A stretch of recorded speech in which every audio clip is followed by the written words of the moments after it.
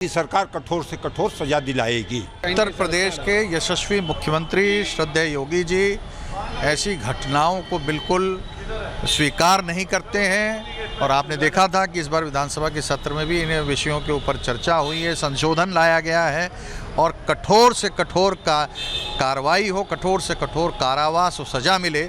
इसलिए इस पर विधेयक में आपने देखा था कि संशोधन भी आया है, होने जा रहा है। बच्चों के साथ जो दुराचार का कांड है उसमें ऐसे लोगों को सख्त से सख्त सज़ा मिलेगी।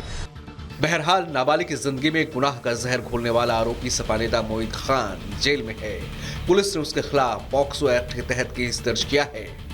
जाहिर है उसके गुनाह को देखते हुए उसका अंजाम बुरा होना तय है, लेकिन सवाल यह है कि हमेशा पिछड़ों और अल्पसंख्यकों के उद्धार की बड़ी बड़ी टींगे हाँकने वाले सपा नेता आए दिन ऐसे घिनौने अपराध में क्यों फंसे नजर आते हैं? क्या इस घिनौने घृणित बर्बर अपराध की कोई सफाई उनके पास है? Bureau report, Republic Bharat. वहीं अजय हमारे सहयोगी इस खबर पर जानकारी के साथ सीधा हमारे साथ जुड़ रहे हैं। अजय, कार्रवाई हो रही है इस पूरे प्रकरण को लेकर, लेकिन बेशर्मी के बोल समाजवादी पार्टी की तरफ से बार बार सामने आते हैं, क्योंकि सांसद कहते हैं कि उन्हें जानकारी नहीं है, जानकारी लेने दीजिए। लेकिन बड़ी बात यह है, क्या क्या जिम्मेदारी लेगी अब समाजवादी पार्टी? देखिए, भदरसा का नगर का अध्यक्ष है ये व्यक्ति जो मुख्य आरोपी इस पूरे मामले में है, और प्रभाव इस हद तक है उस हिस्से में कि जब हम कल भदरसा गए तो कई उद्योग धंधे व्यवसाय तमाम जो जगहें थी उसी से प्रभावित है, उसी की हैं, और प्रेशर दिख रहा था। एक परिजन थे उस लड़की के जो बता रहे थे, उनके ऊपर भी प्रेशर आ रहा है, जान से मारने की धमकी है, क्योंकि वो उस बच्ची की मां को लेकर बार बार अस्पताल जा रहे हैं, आ रहे हैं, उन्हीं के रिश्तेदार थे। तो प्रभाव बहुत ज़्यादा है उस हिस्से पे, और निश्चित ही जवाबदेही तो समाजवादी पार्टी की इस पूरे मामले में बनती है, क्योंकि ये सीधे सीधे सबसे टॉप प्रोफाइल उस हिस्से की, भदरसे की जो समाजवादी पार्टी की हायरार्की है उसमें टॉप प्रोफाइल का आदमी है। जो सांसद है वो ये कह के अभी इससे कान करते नजर आए वो कि इस मामले का उनको जानकारी नहीं है, जबकि 2 दिनों से पिछले अयोध्या के हर अखबार में, अयोध्या के हर सोशल मीडिया प्लेटफॉर्म पे इस खबर के बारे में चर्चा है, इस विषय पर चर्चा हो रही है। उस लड़की के संग जो अन्याय हुआ, 14 साल की लड़की, उस लड़की के संग जिस तरीके से घटनाक्रम को अंजाम दिया गया, वीडियो बना के धमका के ब्लैकमेल करके अंजाम दिया गया,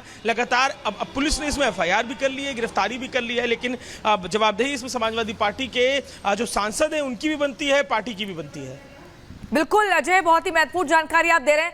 फिलहाल के लिए आपका बहुत शुक्रिया। लेकिन इसी बीच इस खबर पर लगातार निगाह बनी हुई है। वहीं आपको एक और अगली बड़ी खबर हम बताएंगे। दरअसल ये खबर है मथुरा से, जहां पर श्री कृष्ण जन्मभूमि और शाही ईदगाह मामले पर आज हाईकोर्ट फैसला सुना सकती है। आपको बता दें, श्री कृष्ण जन्मभूमि और शाही ईदगाह विवाद के ऊपर संबंध में जो मुकदमा दायर हुआ था उसकी स्थिरता को लेकर ये माना जा रहा है कि आज हाईकोर्ट की तरफ से एक बड़ा फैसला आ सकता है। पूरी खबर इस रिपोर्ट में देखिए।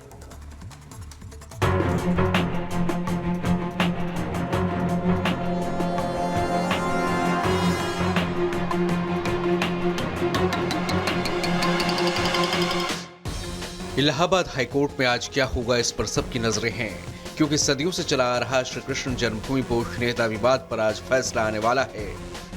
लंबे समय से पूरे मामले पर सुनवाई जारी थी। बीते 31 मई को सुनवाई के बाद इलाहाबाद हाईकोर्ट ने अपना फैसला सुरक्षित रख लिया था। जस्टिस मयंक कुमार जैन की सिंगल बेंच आज दोपहर 2 बजे फैसला सुनाएगी। मुस्लिम पक्ष ने याचिकाओं की पोषणीयता को चुनौती दी थी। मुस्लिम पक्ष की तरफ से कई दलीलें पेश की गई थी। मुस्लिम पक्ष ने हिंदू पक्ष की याचिकाओं को खारिज करने की मांग की है। मुस्लिम पक्ष की आपत्तियों के बिंदुओं पर भी इलाहाबाद हाईकोर्ट का फैसला आएगा। फैसला आने के बाद ये तय होगा कि याचिकाओं की सुनवाई आगे जारी रहेगी या नहीं। एक तरफ है भगवान श्री कृष्ण की जन्मभूमि का शानदार मंदिर और दूसरी तरफ है शाही ईदगाह मस्जिद। एक दूसरे से सटी दीवार और महज चंद कदमों की दूरी। यहीं से जन्मभूमि ईदगाह विवाद खड़ा हुआ। काशी के ज्ञानवापी की तरह बरसों से इस परिसर में एक एक इंच जमीन को लेकर एक दूसरे के दावे और आपत्तियों की लड़ाई कोर्ट में लड़ी जा रही है। पूरे विवाद की बात करें तो ये विवाद 13.37 एकड़ जमीन पर मालिकाना हक से जुड़ा है। 12 अक्टूबर 1968 को श्री कृष्ण जन्मस्थान सेवा संस्थान ने शाही मस्जिद ईदगाह ट्रस्ट के साथ समझौता किया था, जिसमें 13.7 एकड़ जमीन पर मंदिर और मस्जिद दोनों बनने की बात हुई थी। आपको बता दें कि श्री कृष्ण जन्मस्थान के पास 10.9 एकड़ जमीन का मालिकाना हक है और 2.5 एकड़ जमीन का मालिकाना हक शाही ईदगाह मस्जिद के पास है। हिंदू पक्ष का कहना है कि शाही ईदगाह मस्जिद को अवैध तरीके से कब्जा करके बनाया गया है और इस जमीन पर उनका दावा है। एक तरफ नियम कायदों की आड़ में दलीलें हैं तो दूसरी ओर आस्था की चादर में लिपटी सच्चाई। अब फैसला कोर्ट को करना है, मगर करोड़ों कृष्ण भक्तों को पूरी उम्मीद है कि अयोध्या में जैसे राम आए, काशी में जैसे शिव आए, वैसे ही मथुरा में कन्हैया आएंगे। Bureau report, Republic Bharat. तो देखिए, इलाहाबाद हाईकोर्ट बड़ा फैसला सुना सकता है। अब आपको बता दें कि हिंदू पक्ष ने क्या क्या दलीलें रखी हैं और हिंदू पक्ष की तरफ से दलील रखी गई है कि पहले श्री कृष्ण का मंदिर को तोड़ा गया था, उसी जगह शाही ईदगाह मस्जिद बनाई गई। ये दलीलें हिंदू पक्ष की तरफ से रखी जा रही है। बिना स्वामित्व के ही वक्फ संपत्ति घोषित किया गया, क्योंकि अभी स्वामित्व जो है कटरा केशव देव का है। अवैध बताते हुए हटाने की मांग की गई। 18 सिविल वाद दाखिल की गई है। मस्जिद पक्ष ने इन्हीं वादों की पोषणीयता को चुनौती दी है, यानी कि मेंटेनेबिलिटी को चुनौती दी है। तो देखिए किस तरीके से हिंदू पक्ष की दलीलें हमने आपको बताई है और आज बड़ा फैसला इलाहाबाद हाईकोर्ट की तरफ से आ सकता है। आगे बढ़ेंगे, देखेंगे 2 मिनट में भारत।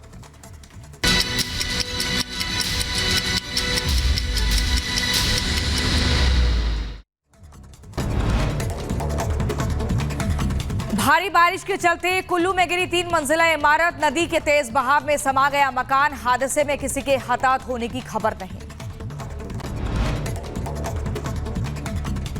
हिमाचल के शिमला में फटा बादल, रामपुर में समेज खड्ड नदी में आई बाढ़ से 19 लोगों के लापता होने की खबर है। एसडीआरएफ की टीम भी घटनास्थल के लिए रवाना।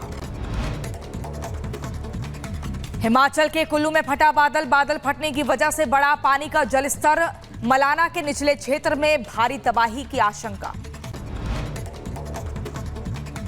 उत्तराखंड में पहाड़ से मैदान तक बारिश का कहर, केदारनाथ मार्ग पर बहे 2 पुल, हादसे में 9 लोगों की मौत, 5 के करीब लोग लापता बताए जा रहे हैं। केदार घाटी में जारी किया गया अलर्ट, पुल के बहने से लोगों का जनजीवन अस्त व्यस्त हुआ। घटनास्थल पर रेस्क्यू ऑपरेशन जारी। हरिद्वार में बारिश के चलते गिरा मकान, हादसे में 2 लोगों की मौत, 9 लोग घायल। हादसे पर एसएसपी प्रमेद सिंह डोभाल का बयान, कहा फंसे हुए लोगों का रेस्क्यू हो रहा है, घायलों का इलाज जारी है।